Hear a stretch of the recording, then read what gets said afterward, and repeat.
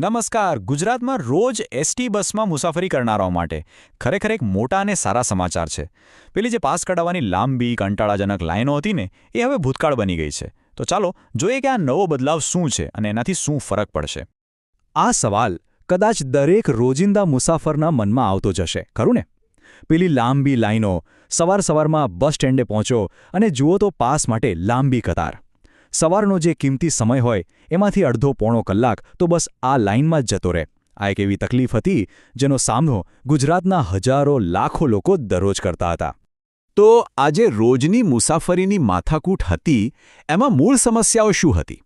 ચાલો એને જરા નજીકથી સમજીએ. જુઓ, સૌથી મોટી અને મુખ્ય સમસ્યા તો આ જ હતી. પેલી લાંબી લચક લાઈનો. દરરોજ પાસ કઢાવવા માટે બસ સ્ટેશન પર કલાકો સુધી ઊભા રહેવાનું.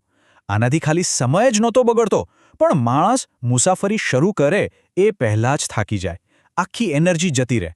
અને મુશ્કેલી ત્યારે વધી ગઈ જ્યારે તમને યાદ હોય તો વચ્ચે જે ઓનલાઈન પાસની સુવિધા હતી એ અમુક ટેકનિકલ કારણોને લીધે બંધ થઈ ગઈ. એટલે થયું શું કે જે લોકો ઓનલાઈન પાસ કઢાવતા હતા એ બધાને પણ પાછા કાઉન્ટર પર જ લાઇનમાં ઊભા રહેવું પડ્યું. મતલબ કે મુશ્કેલી તો બમણી થઈ ગઈ. પણ હવે રાહતની વાત એ છે કે આ બધી માથાકૂટનો અંત આવી ગયો છે. ટેકનોલોજીએ આ રોજની સમસ્યાનો એક બહુ જ સરળ અને સારો ઉપાય શોધી કાઢ્યો છે. હવે પાસ માટે લાઇનમાં ઊભા રહેવાની જરૂર નથી, કારણ કે પાસ ઘરે બેઠા મળી જશે. અને આ રહ્યા એ સારા સમાચાર. જીએસઆરટીસી એટલે કે આપણું ગુજરાત રાજ્ય માર્ગ વાહન વ્યવહાર નિગમ એણે દૈનિક પાસ માટેની ઓનલાઈન સેવા ફરીથી શરૂ કરી દીધી છે. અને સૌથી સારી વાત એ છે કે આ વખતે એ એકદમ નવી અને સુધારેલી સિસ્ટમ સાથે આવી છે. તો આ નવી ઓનલાઈન પાસ સેવા છે શું? એકદમ સરળ છે. હવે કોઈ પણ મુસાફર પોતાના મોબાઈલ ફોનથી જ પાસ માટેનું ઓનલાઈન પેમેન્ટ કરી શકશે. અને જુઓ, આમાં ખાસ વાત એ છે કે આ વખતે એસટી નિગમે કોઈ બહારની કંપની પર આધાર નથી રાખ્યો, પણ પોતાનું જ નવું સોફ્ટવેર બનાવ્યું છે. આનાથી સિસ્ટમ વધુ સુરક્ષિત અને ભરોસાપાત્ર બને છે. ઓકે, તો હવે સૌથી અગત્યનો સવાલ કે આ નવી સિસ્ટમ કામ કઈ રીતે કરે છે? એની પ્રોસેસ શું છે? ચાલો સ્ટેપ બાય સ્ટેપ સમજીએ. જુઓ, આખી પ્રોસેસ ખાલી 3 સરળ સ્ટેપ્સમાં પૂરી થઈ જાય છે. સ્ટેપ 1, પોતાના મોબાઈલથી ઓનલાઈન પેમેન્ટ કરવાનું છે, જેના માટે QR કોડની સુવિધા પણ છે.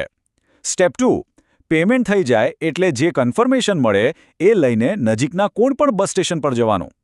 અને સ્ટેપ 3, ત્યાં જઈને સીધી જ પાસની પ્રિન્ટઆઉટ લઈ લેવાની. બસ, કોઈ લાઈન નહીં, કોઈ ઝંઝટ નહીં, કોઈ રાહ જોવાની નહીં. બરાબર છે. સિસ્ટમ બહુ સારી છે, પણ આનો અસલ ફાયદો કોને મળશે અને શું ફાયદો થશે? આ સૌથી મહત્વની વાત છે. ચાલો એના પર એક નજર કરીએ. આ આંકડો જુઓ, 2 લાખ. આ કોઈ નાનો નંબર નથી.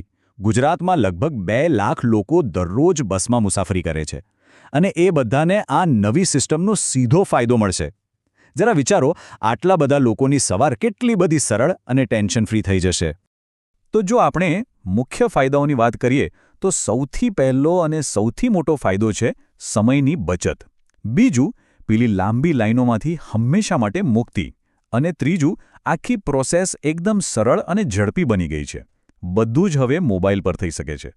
ટૂંકમાં કહીએ તો જે જૂની બધી તકલીફો હતી એનું આ એક જબરદસ્ત સોલ્યુશન છે. અને આ બધા ફાયદાઓને જો એક જ શબ્દમાં કહેવું હોય તો એ છે હાશકારો. મુસાફરોને ખરેખર મોટો હાશકારો થયો છે. આ ખાલી એક ટેકનિકલ અપડેટ નથી, આ તો લાખો લોકોની રોજિંદી જિંદગીમાં આવેલો એક મોટો પોઝિટિવ બદલાવ છે. અને એ પણ બતાવે છે કે ટેકનોલોજી જો સાચી દિશામાં વપરાય તો સામાન્ય માણસનું જીવન કેટલું સરળ બનાવી શકે છે. તો આ એક સરસ શરૂઆત તો થઈ ગઈ છે, પણ આ આપણને વિચારવા પર મજબૂર કરે છે કે જાહેર પરિવહન એટલે કે પબ્લિક ટ્રાન્સપોર્ટને હજી વધુ સારું અને સરળ બનાવવા માટે આવી ટેકનોલોજીનો બીજો ક્યાં ક્યાં ઉપયોગ થઈ શકે? આ એક એવો સવાલ છે જેના પર વિચારવું જરૂરી છે. અને એનો જવાબ કદાચ આવનારા સમયમાં આપણને નવીનતાના રૂપમાં મળશે.